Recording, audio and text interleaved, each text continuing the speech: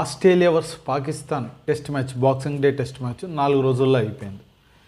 మామూలుగా Australia start పెట్టి 318 runs, Pakistan 264 కొట్టింది. కొద్దిగా కూడా ఇది కాలేదు.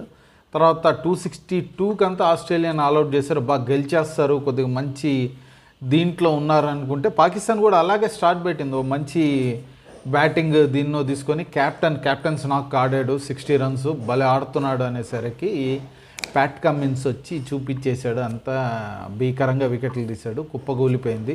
237 రన్స్ ఆల్అౌట్ అయిపోయింది, ఓడిపోయింది టెస్ట్ మ్యాచ్ అయితే మటుకు. సో వరుసగా ఆస్ట్రేలియా 2 టెస్ట్ మ్యాచ్లు పాకిస్తాన్ పైన గెలిచేసాయి. మిగతాది ఎలా ఆడిపోతుందో ఉంది, చూడాలా మనము. వీళ్ళు పాకిస్తాన్ కొద్దిగా మేలబ్బా మన ఇండియా వాళ్ళకంటే. మన వాళ్ళు 3 రోజులకే ముగిచ్చేసారు కదా. అది టెస్ట్ మ్యాచ్ కూడా కాకుండా అయిపోయింది. అది ఆ రేంజ్ ఉంది. దాంతో పోలిస్తే పాకిస్తాన్ ఎంతో మేలు.